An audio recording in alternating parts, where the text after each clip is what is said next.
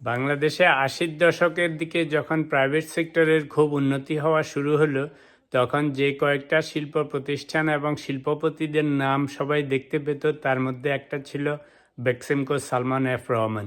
সেই সময় বেক্সিমকো, যে বাংলাদেশ এক্সপোর্ট ইম্পোর্ট কোম্পানি, তারপরে শাইন পুকুর, পরের দিকে এসে বেক্সিমকো ফার্মাসিউটিক্যালস, পরে এসে আইএফআইসি ব্যাংকে বড় রকমের স্টেক নেয়া। তো সালমান রহমানরা দুই ভাই মিলে তখন যেভাবে ব্যবসা বাণিজ্য করতেছিল, খুবই নাম হচ্ছিল, তাদের বড় বড় প্রতিষ্ঠান গড়ে তুলেছিল এবং সম্মানিত, খুবই ওয়েল রেসপেক্টেড বিজনেস হাউস প্রতিষ্ঠা করেছিল। তো সেই সময় ঢাকা শহরে যত বড় বড় কোম্পানিগুলি ছিল, সালমান এফ রহমানদের বেক্সিমকো ছিল অন্যতম, এবং ইট ওয়াজ এ প্রেস্টিজিয়াস কোম্পানি। একসময় বেক্সিমকো ফার্মাসিউটিক্যাল বাংলাদেশের প্রথম কোম্পানি, যেটা ইংল্যান্ডে স্টক এক্সচেঞ্জে পর্যন্ত ট্রেডিং হচ্ছিল। তো সেরকম একটা অবস্থানে যখন সালমান এফ রহমানরা গিয়েছিলেন, তখন ওরাও যেমন খুব ওয়েল রেসপেক্টেড ছিল, তাদের ব্যবসা প্রতিষ্ঠানও ওয়েল রেসপেক্টেড ছিল। অবভিয়াসলি ব্যাংক লোন এটা সেটা সেগুলি পার্ট অফ বিজনেস, কিন্তু মানুষের যখন লোভ হয়, ক্ষমতার লোভে ধরে মানুষকে, তখনই তাদের যে বলে না লোভে পাপ পাপে মৃত্যু, সেটা হচ্ছে তাদের শুরু। এক সময় এসে সালমান রহমানের মাথায় ঢুকলো যে সে রাজনীতি করবে, একটা দলও করেছিল এক সময়, বোধহয় 90-র দিকে করে, সেটা সুবিধা হয় নাই। পরবর্তীকালে আওয়ামী লীগে জয়েন করে। তো মানুষের ধ্বংসের সৃষ্টি হয় যখন অতিরিক্ত লোভ হয় পাওয়ারের জন্য, মানির জন্য। নাহলে যেভাবে এরা ব্যবসা বাণিজ্য করতেছিল, তাতে তাদের আজকের এই অবস্থা হওয়ার কথা ছিল না।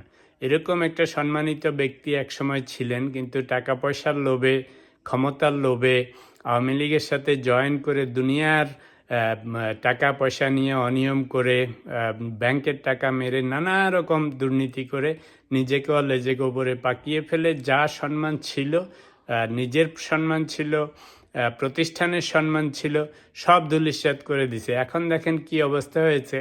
এখন তাকে চোরের মতো পালিয়ে যেতে হচ্ছে দাড়ি কামিয়ে। ক্যান ইউ বিলিভ ইট?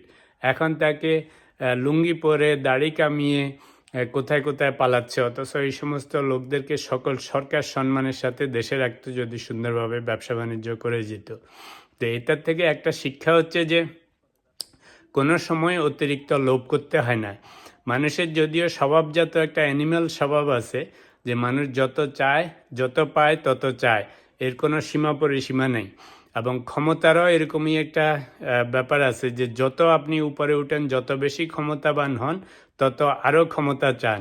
কিন্তু একটা জিনিস মানুষ ভুলে যায়, ওই যে বাংলা প্রবাদ, যে অতি লোভে তাঁতি নষ্ট, অর্থাৎ এক সময় এসে এটা শেষ হবে যদি আপনি ঠিক লাইনে না থাকেন। তবে একটা জিনিস উদাহরণ দেই, উন্নত দেশগুলিতে যারা সত্যি সত্যি বড় বড় মিলিয়নিয়ার বিলিয়নিয়ার হয়, বড় ব্যবসা প্রতিষ্ঠান চালায়, ওরা সবসময় ওদের ব্যবসাতেই নিয়োজিত থাকে। খুব কম লোকেরই দেখা যায় যে ওরা পলিটিক্সে ঢুকে পড়ে। তা আমাদের দেশগুলিতে যেখানে পলিটিক্স অলরেডি একটা নষ্ট জায়গা, যেখানে গেলে সব ভালো মানুষও খারাপ হয়ে যায়, সেখানে এরকম ভালো ভালো বিজনেস প্রতিষ্ঠানগুলি যাওয়া উচিতই না। যে সমস্ত লোক বাংলাদেশে পলিটিক্সে ব্যবসার থেকে গেছে, সবগুলি সুনাম নষ্ট হয়েছে। নিজেদের সুনাম গেছে, ব্যবসা প্রতিষ্ঠানের সুনাম গেছে, ব্যবসায়ীদের সুনাম নষ্ট করছে।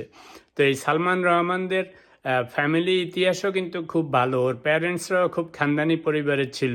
ওরা দুই ভাই মিলে বাংলাদেশের প্রাইভেট সেক্টরে অনেক ব্যবসা বাণিজ্য করেছে, যেমন বলেছি খুবই রেসপেক্টেড ছিল। কিন্তু আজকের এই দুরবস্থা দেখেন।